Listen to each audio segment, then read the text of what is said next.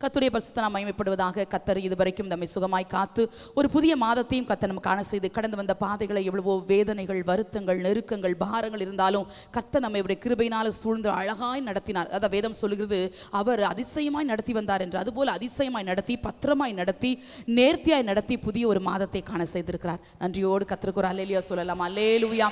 இந்த மாதத்திலும் கர்த்தர் நமக்கு தருகிற வார்த்தையை நான் வாசிக்கிறேன். ஆதியாகமத்தின் புஸ்தகம் 43ஆம் அதிகாரம் 34வது வசனத்தின் நடுப்பகுதியை வாசிக்கிறேன். ஆதியாகமத்தின் புஸ்தகம் 43ஆம் அதிகாரம் 34வது வசனத்தின் நடுப்பகுதி. அவர்கள் எல்லாருடைய பங்குகளை பார்க்கிலும் பென்யமீனுடைய பங்கு 5 மடங்கு அதிகமாயிருந்தது. அவர்கள் எல்லாருடைய பங்குகளை பார்க்கிலும் பென்யமீனுடைய பங்கு 5 மடங்கு அதிகமாயிருந்தது. இதுதான் கர்த்தர் நமக்கு இந்த மாதத்தில் தருகிற நல்ல வார்த்தை. ஆண்டவர் இந்த பென்யமீனை குறித்து வேதம் சொல்லும்போது, பென்யமீன் யாக்கோபுக்கு பிறந்த 12வது குமாரன். இந்த 12வது குமாரன் இவன் ராகேலுக்கு பிறந்த ஒரு குமாரன். நமக்கு தெரியும், அவர்கள் கானானுக்கு வருகிற வழியில் எப்ராத்தாவுக்கு வரும்போதே ராகேலுக்கு பிரசவ வேதனை வருகிறது. இந்த ராகேல் தன்னுடைய வாழ்நாளில் பிள்ளைக்காக ஏங்கின ஒரு தாய் பார்த்தீங்களா, அதிகமாக பிள்ளை வேணும் பிள்ளை வேணும் போராடுறாங்க. போராடி தான் யோசேப்பை பெற்றாங்க. யோசேப்பை பெறும்போது சொன்னாங்க, கர்த்தர் இன்னும் எனக்கு ஒரு குமாரனை தருவார்னு. அவங்க விசுவாசத்தை கனம் பண்ணி கர்த்தர் மீண்டும் ஒரு பிள்ளையை தர்றாரு. ஆனால் என்ன வேதனைனா, பிள்ளை பிறக்க போது அது பிள்ளை சுகமாக தான் பிறக்க போகுது. ஆனால் அதை பார்க்கறதுக்கு தாய் இல்லை. தாய்க்கு கடும் வேதனை. கடும் வேதனை இருக்கும்போது இந்த தாய் பிள்ளைக்கு என்ன பெயர் வைக்கிறது அந்த தாய்க்கு தெரிஞ்சு போச்சு. ராகேல் அம்மாவுக்கு தெரிஞ்சு போச்சு, நான் நிச்சயமாக பிழைக்க மாட்டேன். அப்புறம் எவ்வளோ வேதனை அனுபவிச்சிருக்கிறாங்க பாருங்க. அதனால அவங்க நினைக்கிறாங்க, இந்த பேராது வச்சுட்டு பிள்ளை முகத்தை பார்த்தாங்களா பார்க்கலையான்னு எனக்கு தெரியாது. ஆனால் அவங்க சொல்றாங்க, பெனோனி அப்படின்னு பெயர் வைக்கிறாங்க. அப்படின்னா துக்கத்தின் மகன் என்று பெயர் வைக்கிறாங்க. சோகத்தின் மகன். இவனை இப்போ என்ன நேரத்தில் இப்படி பெற்றெடுத்தனோ, இவ்வளோ துக்கமாக இருக்கிறனே, இவ்வளோ வேதனை இருக்குதே, ஐயோ என் பிள்ளைய பார்க்கலையே அப்படின்னு சொல்லி பேர் வச்சுட்டு அவங்க மறிச்சிடறாங்க. ரொம்ப வேதனையான சம்பவம் தான், மறிச்சிடறாங்க. ஆனா யாக்கோபுக்கு அந்த பேர் மேல இஷ்டம் இல்லை. நல்லா கவனிக்கணும், யாக்கோபுக்கு பிறந்த எல்லா பிள்ளைகளுக்கும் லேயாள் தான் பேர் வைக்கிறாங்க, ராகேல் தான் பேர் வைக்கிறாங்க. யாக்கோபு பிள்ளைகளுக்கு பேர் போட்ட மாதிரி தெரியல. இப்போ இங்க யாக்கோபு இந்த ஒரே பையனுக்கு மட்டும் யாக்கோபு பேர் வைக்கிறாரு, இவன் பென்யமீன் என்று. அம்மா பெனோனின் பேர் வச்சு மறிச்சிட்டாங்க. ஆனா யாக்கோபுக்கு அந்த பேர் மேல இஷ்டம். அவர் சொல்றாரு, இவன் பென்யமீன், இவன் வலது கரத்தின் மகன் அப்படின்னு ஒரு எதிர்பார்ப்போடு பேர் வைக்கிறாரு. அந்த பேரை மாற்றாரு. அப்பா விட்ட பேரே அவருக்கு வழங்கப்படுகிறது பென்யமீன் என்று. இப்பொழுது யாக்கோபு பிள்ளைகளை வளர்த்துகிறார். பென்யமீன் வளர்ந்திருப்பார் நிச்சயமா. அப்புறம் யோசேப்புடைய நாள் சம்பவம் எல்லாம் நமக்கு தெரியும். பெரிய பஞ்சம் வருகிறது, யோசேப்பு எகிப்தில் உயர்த்தப்படுகிறார். இதெல்லாம் யாக்கோபுக்கு தெரியாது, அவருடைய குடும்பத்தாருக்கு தெரியாது. ஆனால் இந்த பஞ்சத்தை எப்படியாவது காக்க, இந்த பஞ்சத்திலிருந்து நமக்கு தப்புவிக்கப்பட வேண்டுமே என்று சொல்லி இவர்கள் தானியம் வாங்குவதற்கு போகிற நேரத்தில் யோசேப்பு தன் சகோதரர் இனம் கண்டு கொள்கிறார். ஆனால் யோசேப்பின் சகோதரருக்கு தெரியவே இல்லை. ஆனால் இப்படி போகிற ஒரு சூழ்நிலையில் அங்கு அவன் சொல்கிறான், நீங்கள் பென்யமீனை கூட்டிகிட்டு வந்தாதான் நான் உங்களுக்கு ஆகாரம் தருவேன்னு சொல்லி 2வது முறையில் அனுப்பிவிடுறான்.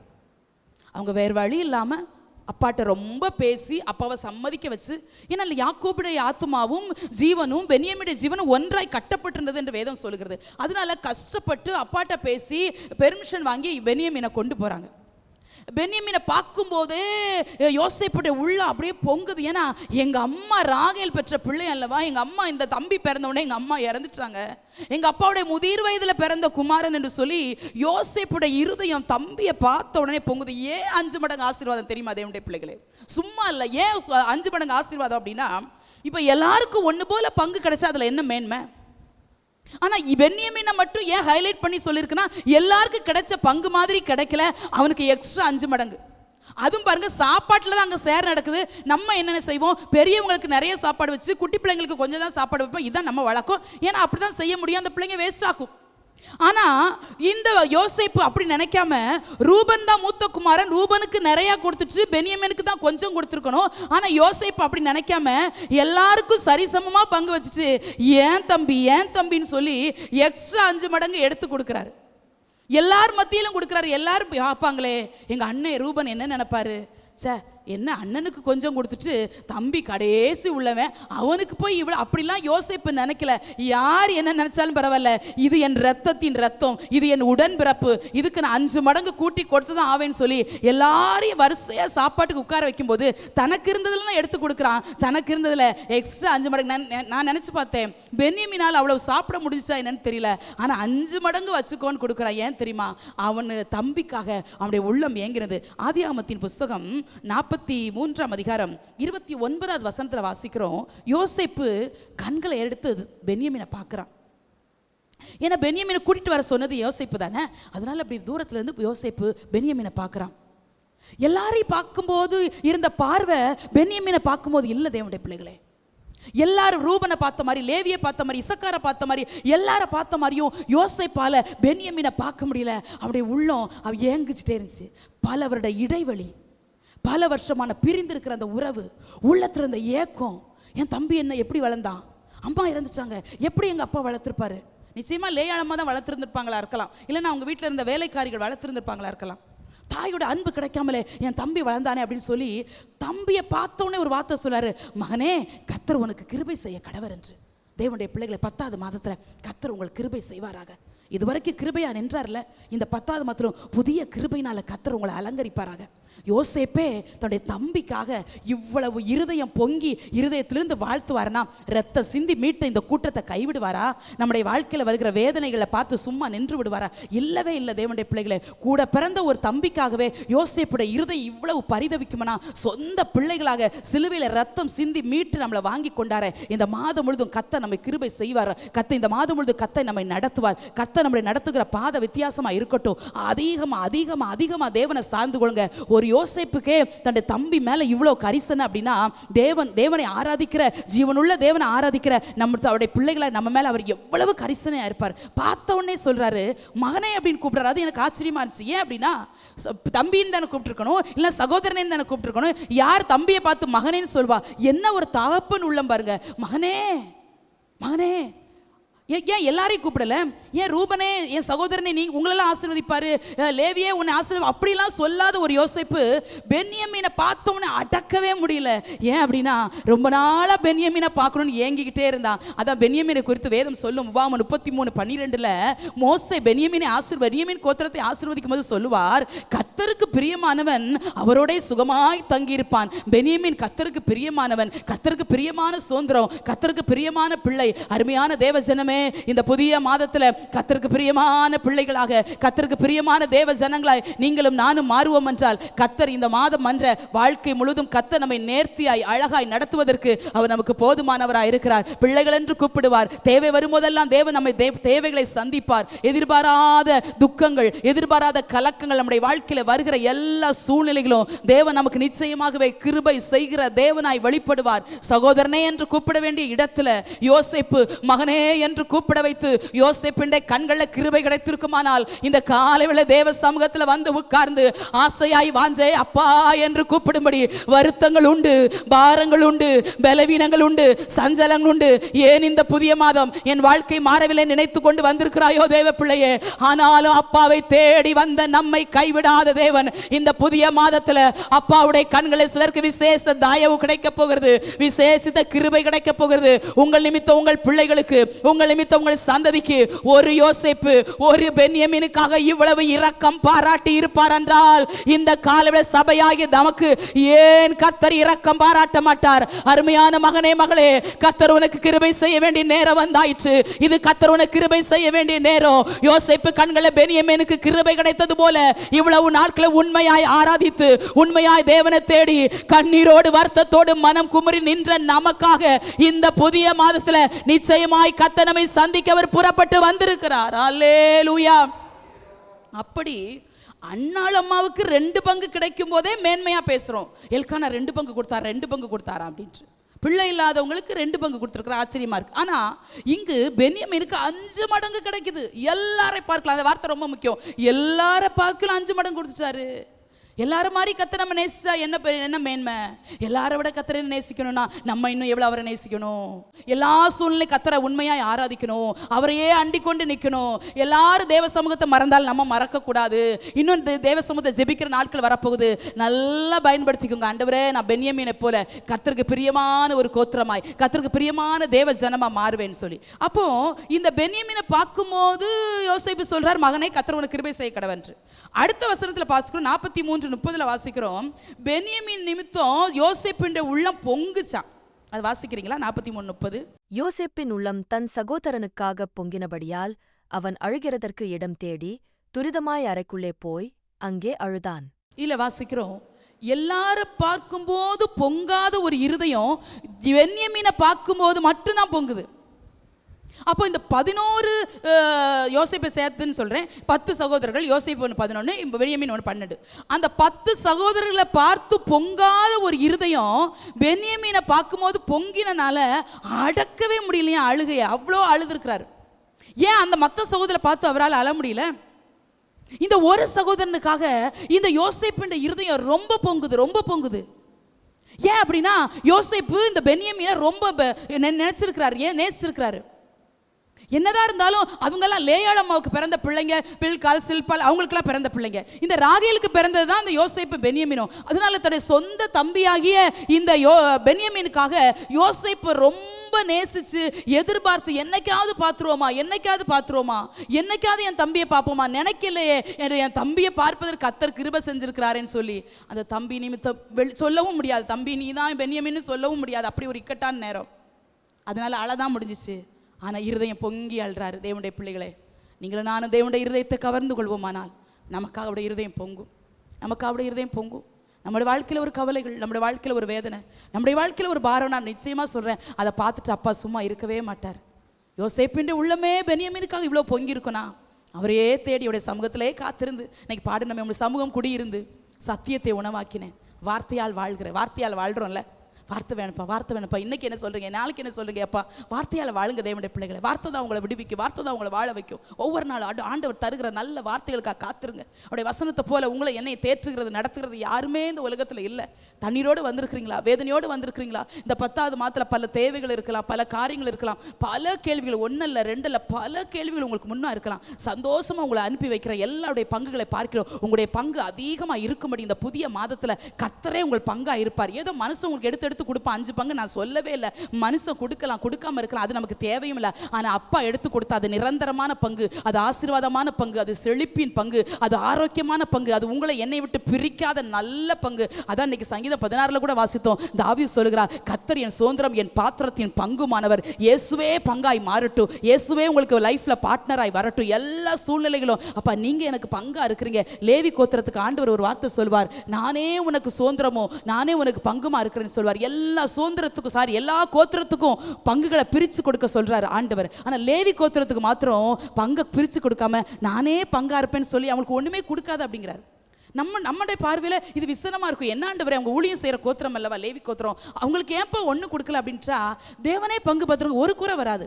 இயேசு உங்கள் வாழ்க்கையில் பங்கா இருந்தால் ஒரு குறை வராது. தேவைகள் வர்றது போல இருக்கும், பிரச்சனை வர்றது போல இருக்கும். எல்லாத்தையும் கர்த்தர் மாற்றி சூழ்நிலைகளை கர்த்தர் உங்களை அனுகூலமாக்கி கர்த்தர் உங்களை நேர்த்தியா நடத்துவார். இந்த யோசேப்பு ரொம்ப நேசதுனால அவருடைய உள்ளம் பொங்கி என்ன செய்கிறார், அழுறார். அழும்போது கூட திரும்ப 45 அதிகாரம் 14 வசனத்தில் வாசிக்கும் போது கூட அப்போதான் முதல்ல தன்னை சொல்றாரு, நான் தான் யோசேப்பு அப்படின்னு சொல்றாரு. அங்கதான் தன்னை வெளிப்படுத்துறாரு. வெளிப்படுத்தும் போது கூட முதல்ல பென்யமீனை கட்டி பிடிச்சு அழுறாரு. எனக்கு அது ஆச்சரியமா இருந்துச்சு. ரொம்ப அந்த அந்த எல்லா சகோதரர்கள் மத்தியிலும் தன்னை ஒரு யோசேப்பு அப்படின்னு சொல்லி வெளிப்படுத்தும் போது கூட முதல்ல ஓடி போய் பென்யமீனை தான் கட்டி பிடிக்கிறார். பென்யமீன் பென்யமீன் பென்யமீன் பென்யமீன் எங்கள் அம்மா பிறந்த பிள்ளை, எங்கள் அம்மா பிறந்த பிள்ளை. ஓ, எங்கள் அம்மா இல்லை, இந்த பிள்ளை தாய் இல்லாமல் வளர்ந்துச்சே அப்படின்னு சொல்லி அந்த அன்பு நெருக்கி ஏவுனதுனால அந்த யோசேப்பால பென்யமீனை விட்டு கொடுக்கவே முடியல. எல்லாரும் பார்த்தாலும் பரவாயில்ல, எல்லா சகோதரர்களும் வேற மாதிரி நினைச்சாலும் பரவாயில்ல, எனக்கு பென்யமீன் தான் முக்கியம். இதே தான் தேவனுடைய பிள்ளைகள் உங்களுக்கு எனக்கும். நம்முடைய வாழ்க்கையில் தேவனுடைய பார்வையில் நீங்களும் நான் விசேஷவர்களாக இருந்து அவருடைய இருதயத்தை கவர்ந்து கொள்ளும். கர்த்தருக்கு பிரியமான தேவஜனமாக மாறணும். உலகம் 1000 பேசலாம், உலகம் நம்மளை எப்படியும் நினைக்கலாம், என்னவும் குற்றம் சாட்டிட்டு போகலாம். நீங்களா இருக்கலாம், நானாக இருக்கலாம். நம்மளை பேசுகிறதுக்கு 1000 நாவுகள் எழும்பிக்கிட்டே இருக்கலாம். 10,000 நாவுகள் இருந்து எழும்பினாலும், கோடி நாவுகள் எழும்பினாலும் ஒரு தேவன் விட்டு கொடுக்காத ஒரு தேவன், உங்களை என்னைய பிள்ளைன்னு சொல்லி தேவன் நம்முடைய வாழ்க்கையில் வந்து நின்று ஒவ்வொரு சூழ்நிலை நம்மளை தாங்குகிறவராய் தப்புவிக்கிறவராய் வெளிப்பட்டு கொண்டே இருக்கிறாரு. அவன் அதை செய்கிறான். எல்லாரும் பார்க்கலும் அந்த பென்யமீனை கட்டி பிடிச்சி அழுதுட்டு தான் அவன் ரொம்ப தன்னுடைய அன்பை இந்த பென்யமீனுக்கு தான் கூட்டி கொடுக்குறான். ஆண்டவர் கூட இந்த மாதத்தில் தேவன் தம்முடைய அன்பை நமக்காக கூட்டி கொடுக்கட்டும். அப்புறம் நம்ம என்ன செய்யணும், கர்த்தருக்கு பிரியமான பிள்ளைங்களாக மாறணும். சும்மா இஷ்டம் போல் வாழ்ந்துட்டு நேரம் இருந்தால் சர்ச்சுக்கு வருவேன், நேரம் இல்லைன்னா வரமாட்டேன் அப்படி இல்லை. தேவனுடைய பிள்ளைகளை கர்த்தரை அதிகமாக சார்ந்து கொள்ளுங்க. கர்த்தர் இல்லாமல் நம்மளுடைய வாழ்க்கையே இல்லை. நான் சொன்னேன்ல, ஏசுதான் உங்களுக்கு பங்கு, ஏசுதான் ஏசுதான், நின்னாலும் ஏசுதான், நடந்தாலும் ஏசுதான், காலைல எழுந்திரிச்சாலும் ஏசுதான், எல்லா நேரத்திலும் ஜீசஸ் ஜீசஸ் ஜீசஸ் ஜீசஸ். ஒவ்வொரு அடி எடுத்து வைக்கும்போது ஜீசஸ். வேலை செய்கிறீங்களா ஜீசஸ், சமையல் பண்ணுறீங்களா ஜீசஸ். அப்பா இல்லாமல் வாழ்க்கையே இல்லை, அப்பா இல்லாமல் வாழ்வே இல்லை, அப்பா இல்லாமல் உயர்வே இல்லை, அப்பா இல்லாமல் மேன்மையே இல்லை. நம்ம சம்பாதிக்கிற சம்பாத்தியமோ நம்ம படுகிற பிரயாசமோ உங்களை என்னை உயர்த்தாது தேவனுடைய பிள்ளை. அதை நல்லா நினச்சிக்கோங்க. ஏசுதான் ஏசுதான் ஏசுதான். வாழ்க்கையில் இயேசுவை எங்கே எங்கே எம்மட்டு உயர்த்தி கொண்டே போகிறோம். நீங்கள் தான் பங்கு, நீங்கள் தான் பங்கு, நீங்கள் தான் பங்கு, நீங்கள் தான் நீங்கள் தான் நீங்கள் தான், நீங்கள் இல்லாமல் அப்படி சொல்லி சொல்லி சொல்லி நீங்கள் எடுத்து வைக்கிற ஒவ்வொரு அடியிலும் ஒவ்வொரு நடையிலும் கூட கர்த்தர் உங்களுக்காக நடந்து வருவார். அவர் நண்பனை போல நெடுந்தூரம் நீங்கள் நடந்தாலும் உங்களோடு நடந்து வருவார். தகப்பனை போல உங்களை அணைத்து கொள்வார். தாயை போல உங்களை தேற்றிக்கொள்வார். எல்லா சூழ்நிலை ஏன் கர்த்தரே உங்களுக்கு பங்காய் மாறட்டும். யோசேப்பு போல பென்யமீனுக்கு யோசேப்பு 5 மடங்கு எடுத்து கொடுத்தது போல நமக்கு எடுத்து கொடுக்க யாரும் இல்லை தான். ஆனால் கர்த்தர் இருக்கிறார் போதும். அவர் 5 மடங்கு என்ன 5000 மடங்கு எடுத்து கொடுக்க போதுமானவராக இருக்கும்போது இயேசுவை போல இவ்வளவு நல்ல பங்கு யாரால கொடுக்க முடியும் தேவனுடைய பிள்ளைகளே? யாரு கொடுக்குறாங்க? கொடுக்கல. கண்களை பதிய வைப்போம். கர்த்தராம் இயேசுவின் மேல சொல்லப்பட்டது போல ஆண்டவர் மேல மட்டும் இந்த மாசம் கண்ணை பதிய வச்சிருங்க. அவரே பார்த்து அவரே பார்த்து அவரே பார்த்து அவரே ஏக்கமாய் அவரே பேச்சாய் அவரே மூச்சாய் எல்லா நேரத்திலும் அப்பா நீங்கள் தான் சொல்லி பாருங்க. நிச்சயமா சொல்றேன், கர்த்தர் உங்கள் வாழ்க்கையின் எதிர்காலத்தின் நிகழ்காலத்தின் பங்காய் நிச்சயமாய் கர்த்தர் மாறுவார். ஆதியாகமத்தின் புஸ்தகம் 45ஆம் அதிகாரம் 22வது வசனத்தில் வாசிக்கும் போது, 45ஆம் அதிகாரம் 22வது வசனத்தில் வாசிங்க. அவர்களில் ஒவ்வொருவனுக்கும் மாற்று வஸ்திரங்களையும் கொடுத்தான். பென்யமீனுக்கோ 300 வெள்ளிக்காசையும் 5 மாற்று வஸ்திரங்களையும் கொடுத்தான். இதில் வாசிக்கிறோம், அவங்க 2வது முறை ஆகாரம் வாங்க வந்திருக்கிறாங்க. அப்போ பென்யமீனை கூட்டிட்டு வந்தா தான் முதல்ல ஆகாரம் தருவேன்னு சொல்லி யோசேப்பு அனுப்பிட்டாருன்னு சொல்லி கட்டாயப்படுத்தி யாக்கோபிட்ட பெர்மிஷன் வாங்கி பென்யமீனை கூட்டிட்டு வந்திருக்கிறாங்க. ஆனால் இந்த பென்யமீனை பார்த்தபோது யோசேப்புக்கு பென்யமீனை விடுறதுக்கு மனசே இல்லை. அப்பாட்ட திரும்ப விட மனசே இல்லைன்னு சொல்லிட்டு ஒரு காரியத்தை சூசகமா செய்யறாரு. பென்யமீனுடைய சாக்குகள்ல இவர் குடிக்கிற பாத்திரத்தை போட்டுறாரு யோசேப்பு. ஏன் பென்யமீனை குற்றவாளி ஆக்கணும்னு இல்லை, அப்படியாவது பென்யமீனை நான் பிடிச்சி என்ன ஏக்கம் தேவனுடைய பிள்ளைகளை, என்ன அன்பு பாருங்க. பென்யமீனை எப்படியா நான் பிடிச்சி வச்சுக்கிடணும், எவனுடைய சாக்குல என் பாத்திரம் இருக்குதோ அவன் இங்க இருக்கட்டும் அப்படின்னு சொல்லணும்ட்டு அவங்களும் சாக்குகளாம் இறக்கி பாக்குறாங்க. அவங்களுக்கே பயம். ஐயோ, பென்யமீன் சாக்குல இருக்கு யோசேப்பு குடிக்கிற பாத்திரம். ஏன் அப்படி செஞ்சாரு? அப்படியாவது பென்யமீனை என் கூட தக்க வச்சுக்கலாமா? எப்படி ஏங்கி இருக்கிறார் பாருங்க அந்த யோசேப்பு. இதுதாங்க தேவன் நம்மளை பார்த்து நினைக்கிறாரு. என்னை விட்டு பிரிஞ்சிடாத, என்னை விட்டு தூரமா போயிடாத, நடக்கிற வழியெல்லாம் நான் கூட வர்றேன், நான் உன்னை விட்டு விலகுவதும் இல்லை, உன்னை கைவிடுவதும் இல்லை, என் கூட இரு. அதனால தான் மூத்த குமாரன் இளைய குமாரன் 2 பேரை வாசிக்கிறோம் லூக்கால. இளைய குமாரனுக்கு விருந்து வைக்கும் போது மூத்த குமாரனுக்கு கோபம் வருகிறது. அப்போ அப்பா ஒரு வார்த்தை சொல்வார், மகனே நீ எப்பொழுதும் என்னோடு இருக்கிறாய், என்னுடையதெல்லாம் உன்னுடையதா இருக்கிறது என்று சொல்வார். ஒரு நாள் விருந்தல்ல மூத்த குமாரனுக்கு, ஒரு நாள் மோதிரம் அல்ல, ஒரு நாள் பாதரட்சை இல்லை, ஒரு நாள் மாற்று வஸ்திரம் அல்ல, நீ எப்பொழுதும் என்னோடு இருக்கிற. அதைத்தான் கர்த்தர் விரும்புகிறார், எப்பொழுதும் கர்த்தரோடு இருக்கிறோமா. அதனால தான் யோசேப்பு அப்படி நினைக்கிறாரு. பென்யமீனை கூட வச்சிருக்கிறதுக்காக எப்படியாவது அவனுடைய சாக்குகளில் பாத்திரத்தை போட்டாவது பென்யமீனை என் கூட வச்சுக்கிட மாட்டேனா. அந்த உள்ள ஏங்குச்சு பார்த்தீங்களா, இந்த உள்ள ஏங்குச்சு. இதுதாங்க தேவன் ஏங்குறாரு. நம்ம சில நேரத்தில் இயேசுக்கு டாட்டா சொல்லிட்டு போயிடுறோம்ல, ஜெபத்துக்கு டாட்டா, சர்ச்சுக்கு டாட்டா, பைபிளுக்கு டாட்டா சொல்லவே கூடாது. ஒவ்வொரு நாள் வெல்கம் பண்ணணும் அப்பாவை. இந்த உலக வாழ்க்கை முடிஞ்சு பரலோகத்துக்கு போகும்போது கூட அதே சந்தோஷத்தோடு போகணும். முகமுகமாக இயேசுவை பார்க்குறேன்னு. உலக வாழ்க்கை நிரந்தரம் இல்லை. 10 மாதத்துக்குள்ளே வந்துட்டோம்.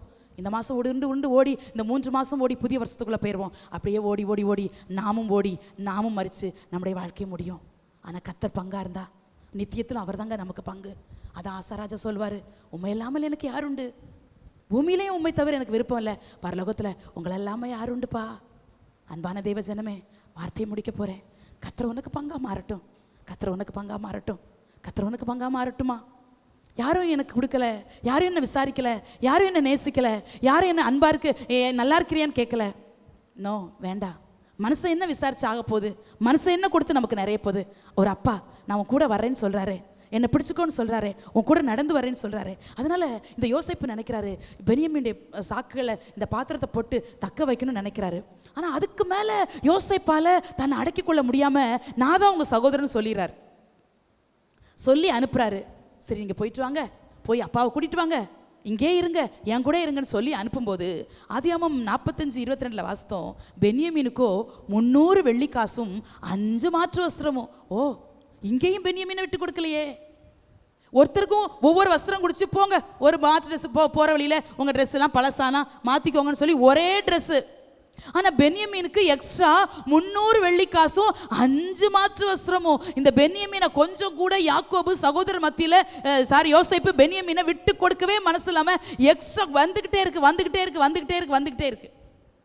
சாப்பாட்டுலேயும் 5 மடங்கு, கொடுக்குற ஆசையிலையும் 5 மடங்கு, ட்ரெஸ்ஸுலையும் 5 மடங்கு, எல்லாத்துக்கும் கொடுக்க. அதான் வேதம் சொல்லுது, பென்யமீனுக்கோ 5 மாற்று வஸ்திரம், பென்யமீனுக்கோ அப்படின்னு போட்டிருக்கு. அப்படின்னா அவனுக்கு மட்டும்தான். இதே தான் உங்களுக்கு எனக்கும். உங்களுக்கோ 5 மடங்கு, உங்களுக்கோ பல மடங்கு, உங்களுக்கோ 1000 மடங்கு. அதான் வேதம் சொல்லுது. உபாகமம் 1 அதிகாரத்தில் வாசிக்கிறோம், அவர் 1000 மடங்கு அதிகமாக முடிய ஆசீர்வதிக்கிறார். அவர் வந்து ஆசீர்வதித்து கொண்டே, ஆசீர்வாதத்தை ஒரு குறிப்பிட்ட எல்லை வரைக்கும் போதும், உனக்கு போதும், இது போதும், இதோடு நிறுத்திக்கிடுவேன் அப்படின்னு சொல்லி ஆசீர்வாதத்தை நிறுத்துகிற தேவன் அல்ல. அவர் ஆசீர்வாதத்தின் காரணர், அவர் ஆசீர்வாதத்தின் ஊற்று, அவர் நம்மை ஆசீர்வதிக்கிற, உள்ளந்திறந்து ஆசீர்வதிக்கிற எஜமான். அவர் அவருடைய பாதத்தில் மாத்திரம் நீங்களும் நானும் பென்யமீனை போல பிரியமான தேவ ஜனமா விழுந்துட்டோன்னா வாழ்க்கை முழுசும் பொறுப்படுத்திக்கிடுவார் பாருங்க. அது ரொம்ப ஆச்சரியமா இருக்கும். யாக்கோபுடைய வாழ்க்கையில் நடந்த எல்லாவற்றையும் பொறுப்படுத்த தேவன் ஒரு வார்த்தை சொல்வார் யாக்கோபை குறித்து, எனக்கு ரொம்ப பிடிக்கும். நீ பயப்படாம நீ போ, எகிப்துக்கு போ. யோசேப்பு தன் கண்களை மூடுவான் பாருங்க. எனக்கு ரொம்ப ஆச்சரியமா இருக்கு அதை வாசிக்கும் போது.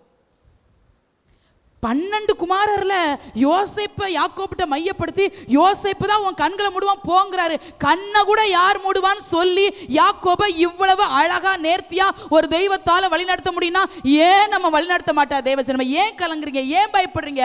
நடத்துகிற ஒரு தேவன் உண்டு. அவர் தான் நீங்களும் நான் ஆராதிக்கிற இயேசு கிறிஸ்து. அவர் உங்களை என்னையும் எந்த இடத்துல விட்டு கொடுக்காம தேவன் நேர்த்தியா நடத்தி கொண்டே வருவார். கர்த்தர் பங்கு இப்ப யோசேப்பால 5 மடங்கு தான் கொடுக்க முடிஞ்சிச்சு.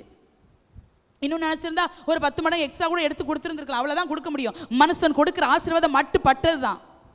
ஆனால் தேவன் கொடுக்குற ஆசீர்வாதம் நிரந்தரமானது, நித்தியமானது, தலைமுறைகளுக்கும் அது கடந்து போய்கொண்டே இருக்கும். இவ்வளவுதான் அப்படின்னு சொல்லி ஆசீர்வாதத்தை நிறுத்துகிற தேவனே அல்ல. மனுஷன் கொடுக்கல, அவங்க செய்யலை, இவங்க செய்யலை, அவங்க தருவாங்க, இது நோ, இல்லவே இல்லை.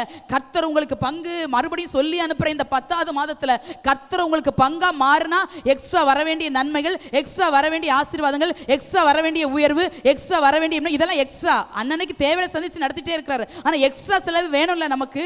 எக்ஸ்ட்ரா இருந்தால் தானே ஒரு தேவைகள் வரும்போது அதிலிருந்து எடுத்து நடத்த முடியும். அந்த எக்ஸ்ட்ரா வர வேண்டிய நன்மை எப்படி வரும்னா, கர்த்தர் உங்களுக்கு எனக்கும் பங்கா மாறினா 5 மடங்கு என்ன பல மடங்குகளா வந்து கொண்டே இருக்கும். இந்த 10வது மாதம் ஆலயத்தை விட்டு போகிறோம். காலையில் என்ன நம்பிக்கையோடு போகிறோம்டா, அப்பா நீங்கள் கூட வாங்கப்பா, நீங்கள் கூட வாங்க, அதிகமாக அவன் சார்ந்து கொள்வேன். ஒரு பென்யமீனுக்காக இவ்வளவு எல்லார் மத்தியிலும் கனப்படுத்தி உயர்த்துறார். யார் என்ன நினைச்சாலும் பரவாயில்ல, அது எனக்கு பெருசே இல்லை. எங்கள் அண்ணன் கோபப்படி, ஏன்னா ரூபனுக்கு தான் ரொம்ப கொடுத்துருக்கோம், அவன் தான் மூத்த சேஷ்டபுத்திர மகன்.